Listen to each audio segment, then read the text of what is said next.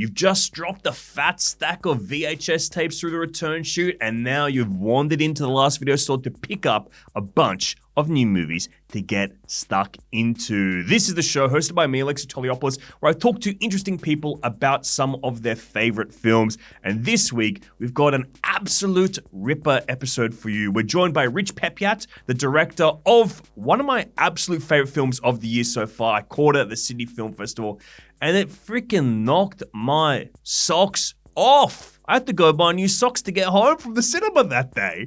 It's a film called Kneecap, and let me tell you about Kneecap. It's an Irish language film. It is kind of feels like those absolute ripper films from the 1990s where independent cinema was taking these risks and finding this new energy. And I mean that is the most supreme freaking compliment that there is. In post-Troubles Belfast, the riotous rap trio Kneecap emerges, setting the stage for the Irish language's resurgence against the establishment. It's fresh, it's vibrant, it's grimily energetic in a way that feels reminiscent of 90s highly stylized independent cinema. I'm talking freaking Train Spotting. Yes, I'm evoking Train Spotting. It's somewhere between that and 8 Mile because it is about our three leads are playing versions of themselves. This is a non-traditional biopic that absolutely kicks ass. So I've been so excited to talk to Rich Peppiatt about this film, his relationship with the band, and probably find out about a couple of movies that inspired this film indeed. And if you want me to give you a bespoke, customized recommendation based on your taste, just like I'm going to give Rich at the end of this episode, all you need to do is jump on to your pod app of choice or our Instagram at Last Video Store Batuta or our YouTube channel and leave a comment and a review with your weekly choices and a new release, and I'll give you that recommendation just like I'm going to give Bridgery, who dropped this review on our Apple page. They say, can I be in the cult? New release, Longlegs, Weekly's The Blue Brothers, and Before Sunrise. I'm going to jump off Before Sunrise here because these are all three excellent films, but Before Sunrise is one of those beautiful romantic films that are so luscious and so involving that you feel that you connect it into your own real-life romances. And I'm going to recommend you from Steve McQueen, one of his Small Axe films. It is called Lovers Rock. So it's in the Small Axe series of 5 films. It's called Lovers Rock. It feels like Dazed and Confused. It feels like the Before trilogy. It's just a real slice of life. One night amongst a group of lovers in 1970s London in the Jamaican diaspora. One of the best films I've seen in years. So lovingly crafted. Check it out. But in the meantime, we're going to jump into our chat with Rich Peppiatt, the director of Kneecap. And as a little extra Kneecap treat from me unto you, we've got a little giveaway. We're giving away a few double passes. For your chance to win, all you need to do is follow Last Video Store Batuta on Instagram and send us a DM with your rental combo. I'll give you a recommendation and I'll probably fucking give you that double pass, dude. We've got a few of them to give away. So hit us up on Instagram, Last Video Store Batuta, DM us, follow us, and you could be in the chance to get that double pass to one of the best films of the freaking year.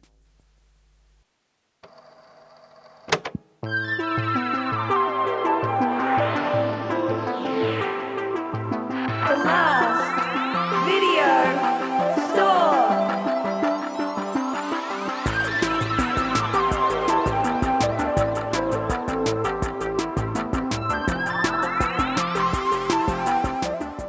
Rich Peppiatt, thank you for jumping in with me into the Last Video Store. Love to be here. Thank you. I usually kind of kick these visits off by asking you if you have any of those kind of old video store memories. Did you discover any great films back in the day in a video store? Yeah, well, I had a Blockbuster Video not too far from my house growing up, and a lot of time in there. There was I spent my first memory of that Blockbuster was going in there with my dad, and there being like a TV presenter called Russ Abbott, who happened to be in there, like looking at videos, and I was like, "Oh, I'll go get an autograph with Russ Abbott." What did Russ Abbott host? What kind of show was he a Can't host? I can't even remember now. It was like kind of like a daytime, early evening TV. But I mean, it wasn't like massive. But anyway, so my sort of like 10-year-old self goes sidling up and says, "Hi, can I have an autograph?" And he told me to fuck off. Shit. Like I got completely dark. Like Wow. no, but a clean no. And and I scuttled back to the children's section and never asked for an autograph again in my life. So there you go. Fuck you, Russ Abbott. I We're think he's putting on dead the now. record. Deserved it. Oh, wow. Okay. Well, I'm glad. Now I'm getting suspicious on how he died. It seems like someone has a grudge out there on him in the world. But what a way I to mean, it's welcome you into a world of film and filmmaking, a world full of rejection. As a young man, it really just starts early. that's true. You know what? That is very true, actually. A world of rejection and hard knocks, and yeah, that's right. I never thought about it like that. I bet you regret killing him now that you know there was a good lesson to be taught early. Hey, that has not been established. There is no firm evidence. It is all circumstantial. They'll never catch me. Well, I won't put this part of the episode out there. This will be just behind the paywall or something like that. The cops really have to look deep to find it. Well, Rich, we're going to send you out to pick out some of your favorite movies. We're going to give you that new member rental combo of a new release and two of your all-time favorite films. And I have a suspicion the new release may be a film that you were involved in. New release. Well, I bloody hope so. Yeah, Kneecap, I guess. Comedy. Have you Yeah, got Kneecap on the shelf? We've got Kneecap. Yeah. The first DVD release of Kneecap. Is it out to DVD already? I think it hasn't even come out to the cinemas. Jeez, it's flopped. Yeah, well, we've got it on DVD, Kneecap. This, I must say, man, it's one of my favorite movies of the year, which is why I'm so glad you've come to hang out with me in the last video store. Oh, that's very kind of you. I think it is just absolutely ripper. I caught it at the Sydney Film Festival and it played absolutely ferociously with a packed out crowd in like a cinema that holds like 2,000 people. And if it's one of your goals to try and sell tickets to future Kneecap shows around the world, I must say you absolutely achieved it with this film. Kind of said to the lads, can I get like, maybe 5-10% of future ticket sales? And they told me where to go in their own lovely way. So so no, I mean, it's a shame you can't sort of buy shares in bands. You can buy shares in companies. Yes. But I was kind of like, if I'd have got like some shares in Kneecap 4 or 5 years ago, when they were just a local Belfast band, when I first thought, these boys are going to do some moves here, I can feel it. I think I'd be a rich man, but unfortunately, I'm not. Can you tell me about the genesis of that film? Like, was it when you saw them like as a young band? Was that where it really started? Yeah, pretty much. I live in Belfast. We're a local Belfast band, and I'd literally moved to Belfast about 2 weeks beforehand. I've been coming here for years. My wife's from here, but we'd actually sort of made the move from London, and we just had our second kid, and I just needed to go out and wash my head, I think, and have a pint away from the crying, and sort of stumbled into a bar that was showing Irish hip hop, and there was these lads throwing baggies of white powder into the crowd and generally causing mayhem. One of those baggies may have landed in my pocket. And once I got through the second gram, I realized it was flour. Wow. That's a tough way to find out as well. Tough way to find I out. shat a sourdough the next day. Was it like in that moment where you're like, I've got to find a way to help tell this story or bring this, there's something in here that's quite powerful? It was kind of, to be honest, as much as I found them very charismatic and great stage presence, and for a bit of context, my favorite band growing up was Rage Against the Machine, and so I kind of like political hip hoppy kind of music, and I felt the politics had gone out of music a lot. It also felt very PR'd and packaged up, and I did like their music, but there was like 800 young people all rapping back to them in Irish, and I didn't realise there was 800 young people in Belfast who spoke Irish, let alone that, they'd all be at one gig. And just discovering this underground grassroots movement of young Irish speakers, I thought was a very cool thing, because certainly at the time there was a political backdrop where politicians were just at loggerheads over making any progress over official recognition of the language. And I just thought kind of there was an interesting juxtaposition between what was happening on a political level and what was happening in this dingy bar, on a Thursday night. And I think, yeah, when you, as a filmmaker, you find sort of a world, a precinct that feels like it hasn't had a camera shone on it, that, you think, well, if I didn't know about this, there must be millions of people who don't know about this. I think you've kind of got the start of a story. And then it was a matter of kind of convincing them, come on board with me. I think that's like a really great approach. And it's one of those ones that really connects with me when it comes to like telling political story or a story that's capturing a moment in time, where it's kind of the micro story against like a big macro backdrop. And I think that's kind of what really is the kind of the secret exciting part of this film. Yeah, I think that's a good way of putting it. It's really nice to have made a film that is about a real important cause that's happening in real time. You know what I mean? And one of the things that originally we spoke about when I approached them was, wouldn't it be cool to do a biopic in real time? Like, often biopics are looking back on people who are dead or, end of their careers.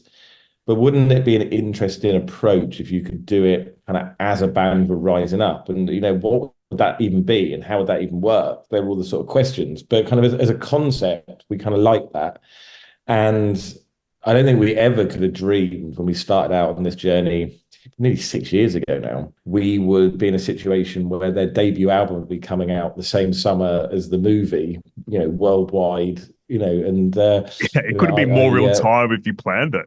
No, exactly. Like, it really it couldn't have played out better if we tried. And I remember the other day we were flying to LA to go and do kind of the US press tour, and I was sitting on the plane and I checked our WhatsApp group and I looked when I'd set it up, and it was like, I set it up in like August 2019.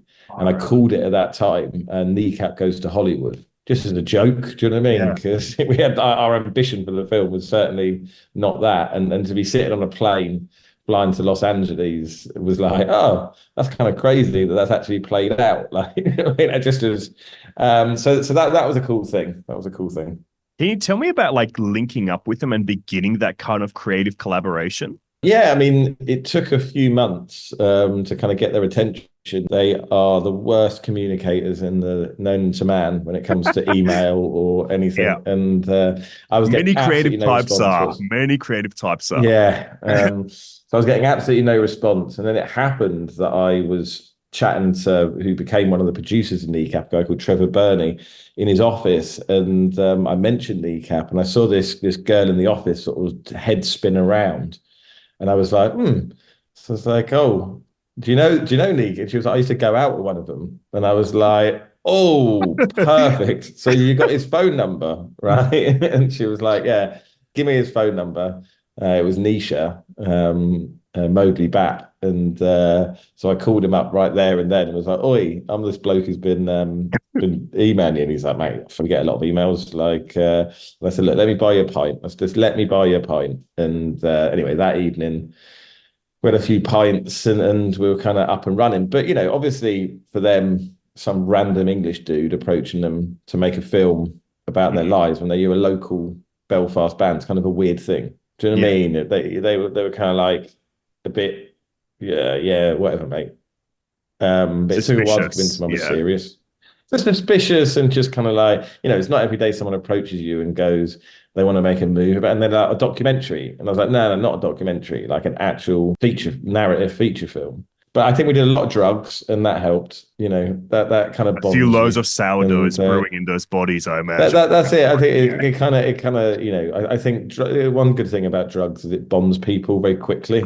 And after a few sort of occasions, sort of lying in a big ket pile on their living room floor, we're like, oh, okay. But we quickly became friends, and I think we have a similar taste. It was funny because I did a documentary decade ago now called One Rogue Reporter. It was on Netflix at one point, but I think it's God knows where you can find it now. But it's hard to track down in Australia. I've been trying to.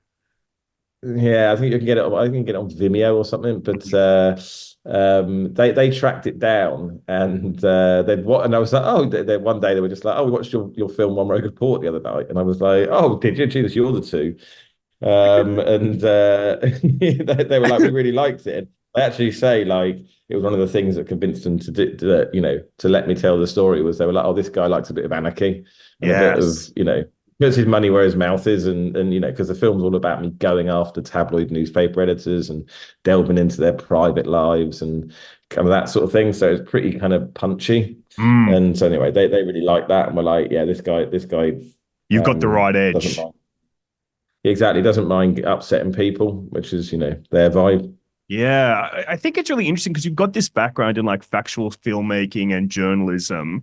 Can you tell me about like the challenges or I guess, the way that you go about narrativizing a factual story like this? Like, what are the things you're inventing and kind of forming it into the shape of that biopic film as well? Well, I don't think I'm a filmmaker who is very good at having a completely blank page. Do you know Mm, what I mean? Like, I think yes. that's kind of I've never kind of had worked on a project where it's just like me sitting there with a blank page going, right, line one, what is this going to be? I don't even know how you do that. Maybe I just haven't got the imagination for it. Yeah. But there's always a jumping off point, which is something real. Do you know what I mean? It's something in the real world. And I think maybe that's the journalist in me. I have done a lot of I say a lot. I've done some factual stuff, documentary stuff, but narrative's always what I wanted to do. It was always just a matter of kind of working my way towards that opportunity to make the film. Do you know what I mean? And Yeah, the certainly, challenges of kind of bringing it into a narrative, like a real life oh, okay. story like So yeah, this. it was really like the world's longest, most drunken interview, I would say. So I think Yeah. it was like 6 months of just sitting in Wow. pubs, That's a long time to be drunk. talking to them. Yeah, I mean, not consistently. I did go home occasionally, but it was just like really one long interview where you're just Mm, kind of, in the most relaxed way possible, just getting to know them and trying to get under the skin of what made them tick. And then obviously part of that was learn the language. One of the first things I did was mm. go out and started learning Irish, partly on a practical level, because the idea of making a film in a language I didn't speak terrified me. I know it's been Yeah. done, but I didn't fancy that. But more than that, it was like why I needed to understand, because I knew it was going to be the heart of the story, was why these lads had decided to reject the language of their home country. That their what they call it, whether you call it legally, illegally occupied home country, Mm, right? It's a very political act to fundamentally decide to live your life through a minority language mm. when you're born there. And I thought And it was a especially if very you're powerful. also fluent in the language of your occupiers as well. Like, Yeah, so I just thought it was a really cool political statement that they were making, and I just wanted to understand what it was about the language that connected with them as much as it did. And you can only really do that by learning it. mm, So yeah, that was kind of so that once I'd sort of got a lot of their stories, and it was then just about piecing it together really, and kind of working out. A lot of the film is true. mm. Some of the more humdrum stuff is the stuff that's made up, just because it's quite hard to do a tri-protagonist film. That's what I was It's going to like, ask you. and I'm like, I couldn't think of many examples where it's a film with three protagonists. It seems like that would have been a huge challenge figuring it out. well, I mean, that was the first thing. They were really adamant none of them could be the lead, Mm, right? They were all like bickering over they needed to have equal screen time. And then I thought, right, I'll go and watch all the tri-protagonist films out there just to kind of get a sense of how how you can kind of how to structure divide it that up. sort of Yeah. film. And they just didn't exist. And I was like, that's ominous. Does that mean that just people have tried and it's just never worked? So for a long time, I resisted doing voiceover because I'm one of these. I don't know. I kind of always been a bit icky about voiceover in films. I kind of go, it's a little bit cheating in a Yeah. way. Eventually, I was just like, no, there's too much going on in this film that I just need voiceover. And Mm, so quite late in the day, I kind of like I introduced it into the script, and the argument that they had over who was going to voice it. They were like, no, I want to do it. And I was like, lads, it's not a discussion. Mo Chara is doing the voiceover. Yeah. It's not, and they're like, no, we'll all do it. We'll all do a bit. And I'm like, mate, it don't work like that. You can't, it's not, you know what I mean? Like, you just have to, I'm telling you, this is how it needs to work. All right. Stop being fannies about it. Yeah, I think So eventually they accepted it. Yeah, well, I'm glad they did accept it because I think like that's kind of the real exciting thing about this movie on another level is you're seeing these three great performers taking I guess, shifting from being personas to then developing characterization around them. Can you talk about like the acting aspect of it and kind of like how you get those performances out of them? Because they stand like toe to toe with really incredible actors like Michael Fassbender, Simone Kirby. Like it's just, I that's what I'm kind of flummoxed by. How did you do that?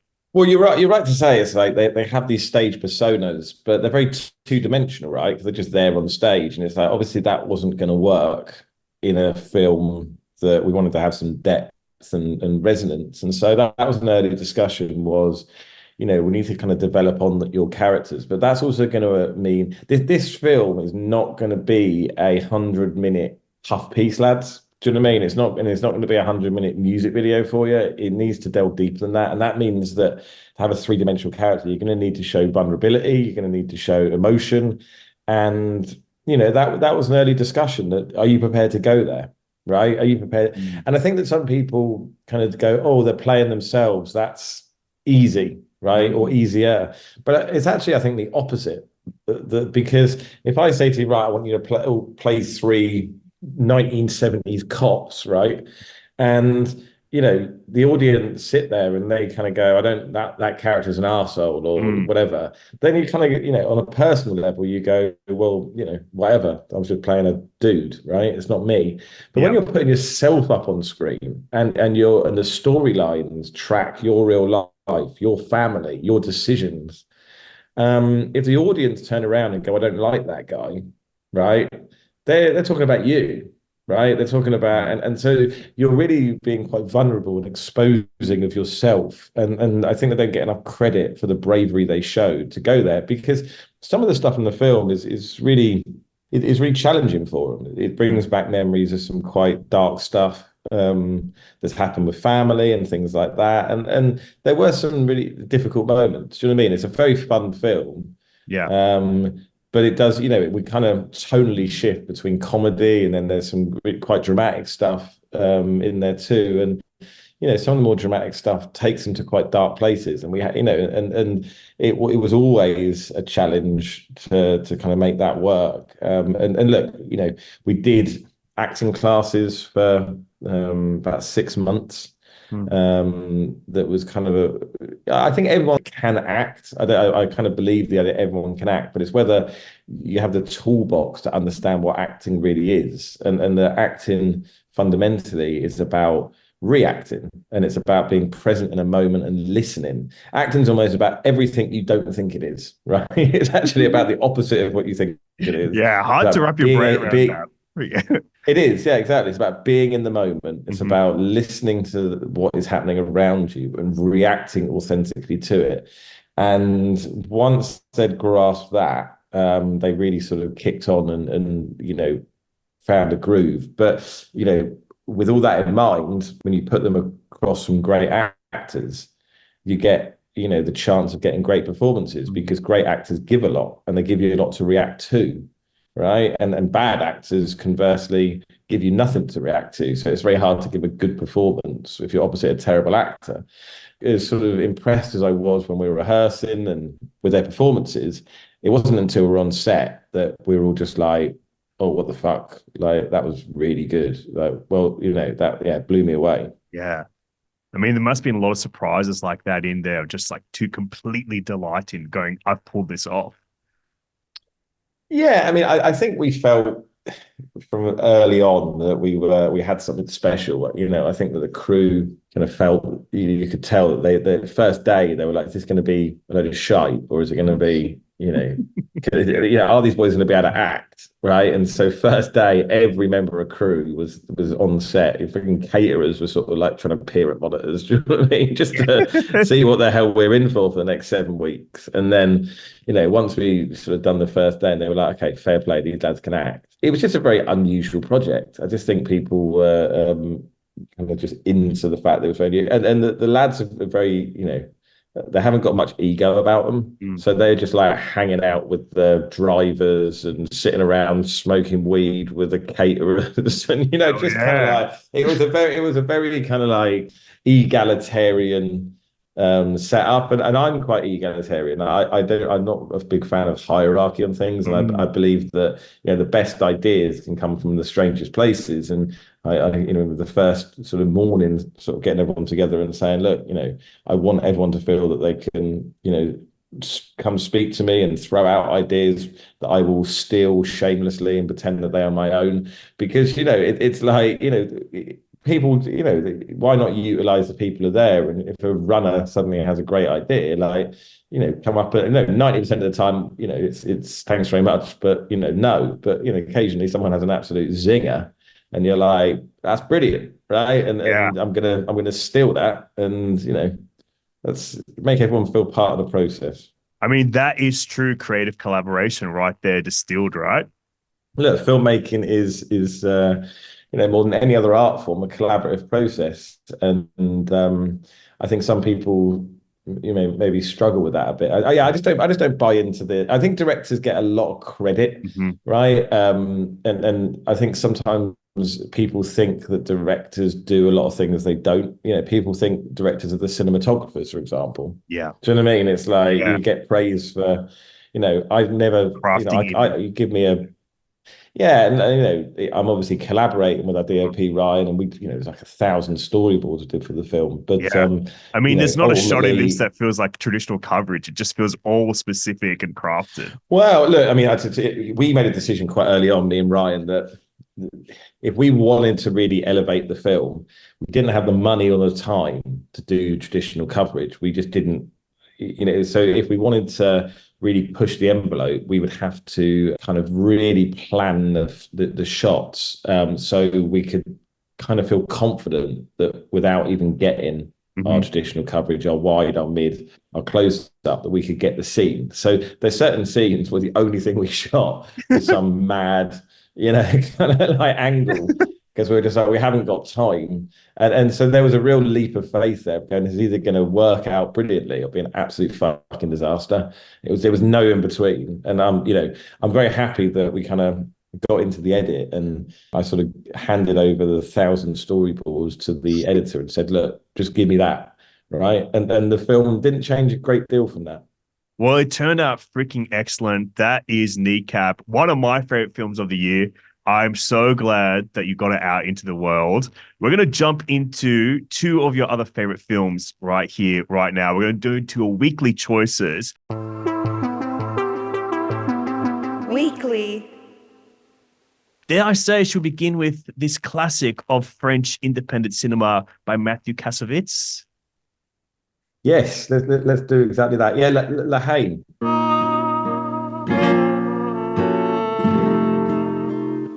Crime. One of those films growing up that just sticks in the mind as just so bold. And to be honest, the reason I picked this in kind of thinking about Kneecap as well is the scene that always blew me away, that I could never work out, was how he did the mirror shot, right? The famous mirror shot. Yeah, it's the picture that appears on next to it in 1001 Movies to See Before You Die, which is exactly how I discovered the film as well. Right, yeah. And I was like, I just couldn't figure I was like, where is the camera? It doesn't make any sense. Like, where is the camera in this shot? And throughout the years, I'd rewatch that film, and every time it came up, I'd have to pause it and kind of go, I'm just trying to work out how they've done this. And then when we did Kneecap, I was like, I want to do the La Haine shot. I want to do the La Haine shot. I want to do it my own way, right? How can I take this shot that I've been obsessed with all these years and do it myself? and I still didn't know how it was done. Right? So, But you got to try anyway. You got to still I was like, try. right, there's, so I was like, right, how can we do this a bit differently? And the idea we had was to do it with a balaclava, right? So, to put a balaclava on during the shot.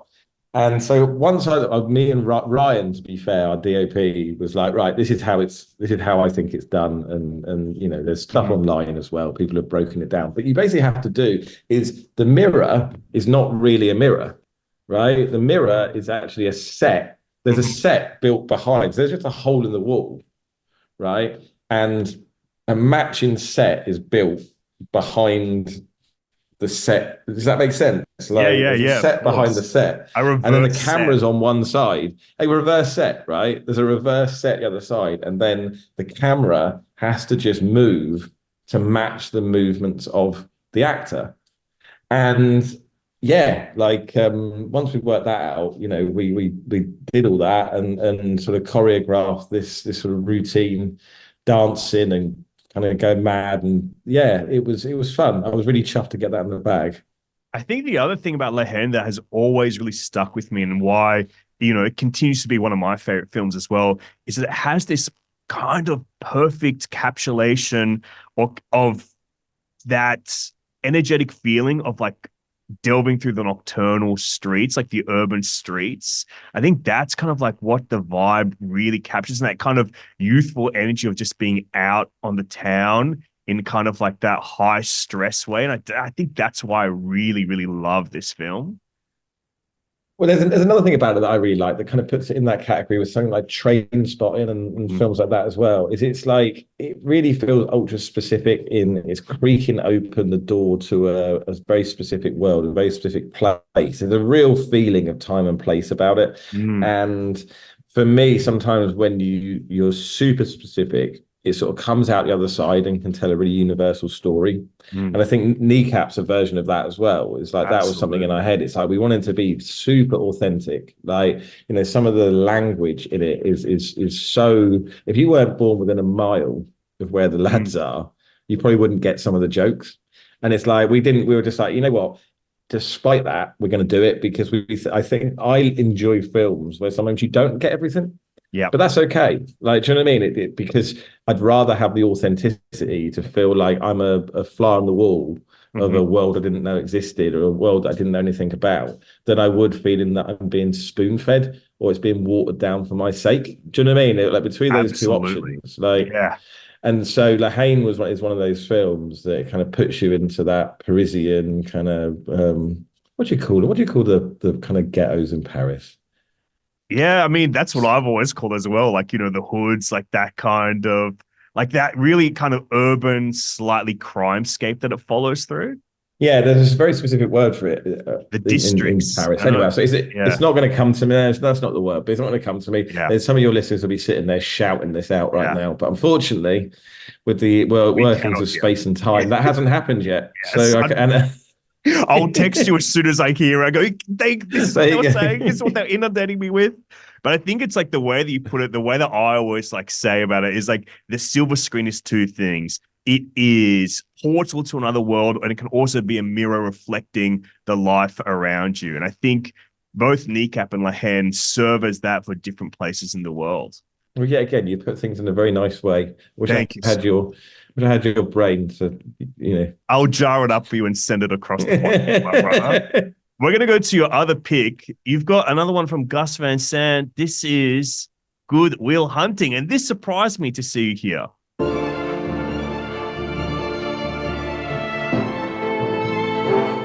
Drama. It is a film that goes on my list of ones that if I'm flicking through the channels and I come across Good Will Hunting, I cannot not watch Good Will Hunting. And it's again one of those films that is always stuck with me. But specifically why I've picked it as well is I read a book by a guy called Peter Biskin, who's kind of like a journalist in Hollywood who writes these books about the great chronicler of film and the film industry.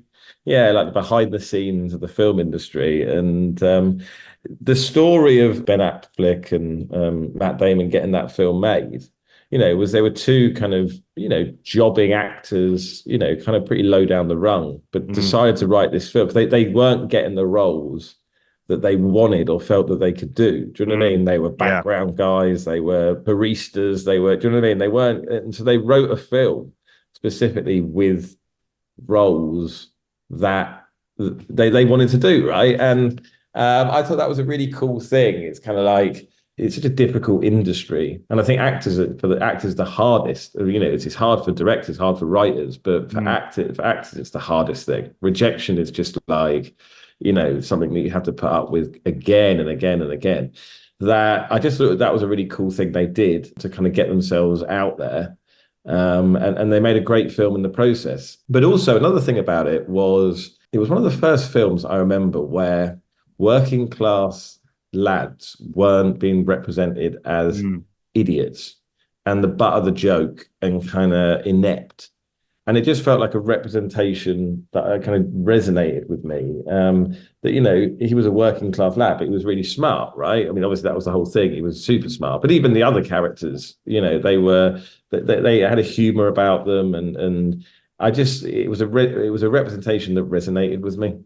Wow. Well, I And mean, Kneecap does that as well. That was it a key is. thing for us. Was like, Yeah. let's make these. They can wear tracksuits. They can be involved in street culture. They can be getting up, doing drugs, getting up to mischief.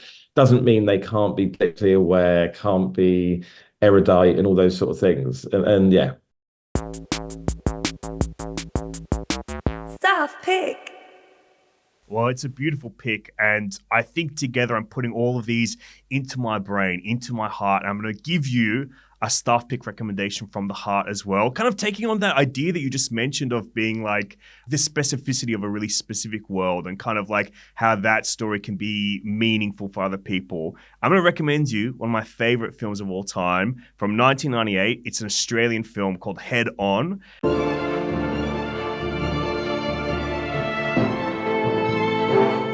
Drama.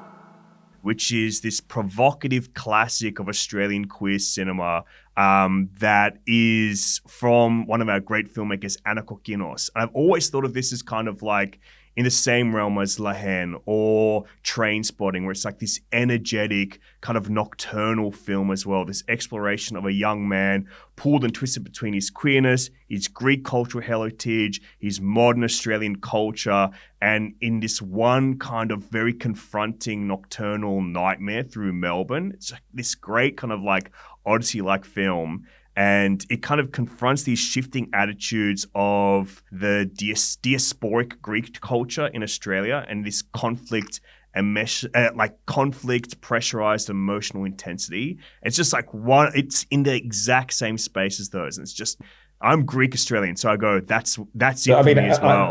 So it's kind of like, I haven't got any ID to open an account. That might be a problem for you. That's At okay, the video man. store. It's We okay. won't give give me you a a late let here. fees. Yeah, we're gonna let you You're in. gonna give me a let. All right. I might even give you a copy of this on DVD and you don't ever have to return it. But I think you'll dig it. Well, that's why video stores went out of business, mate. We're gonna start doing that. Hey, he doesn't want any ID, doesn't want any money. He's gonna let me keep the debate. Your video store's buggered, I'm gonna tell you. Yeah, we're learning the hard way, but at least we're sharing films with people that love them. But I think you really dig it. Also edited by Jill Bilcock, one of the great editors of Australian cinema. Did Road to Perdition, Romeo and Juliet, Muriel's Wedding. So it's kind of also got that cool, energetic feeling that I think Kneecap is really like in the same zone with, of it being a bit of like a pastiche of styles coming together to create a really unique aesthetic. Amazing, mate. I'm looking forward to watching it. You've sold this film to me very well. Hell yes. Okay, report back to me once you've seen it. I'd will love to do. hear from you. Cheers, man. Man, thank you so much, Rich. Thank you for jumping in with me. My absolute pleasure.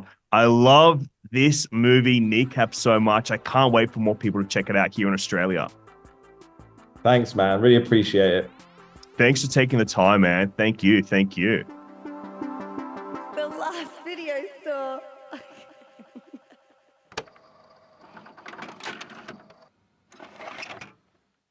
Thank you for checking out The Last Video Store with me, your host, Alexei Toliopoulos. Please subscribe, follow, share the podcast amongst your friends as well. We're on YouTube, Spotify, Apple Podcasts, TikTok, Instagram, Last Video Store Batuta. So check us out and share us in all of those places. And if you want your own bespoke customized recommendation from me, you can submit an online order at any of those places, in a comment, in a 5-star review, with your weeklies and your new release pick, and I will come to you like I did at the top of this episode and give you a recommendation based on your taste. So thank you very much. Love you, love movies.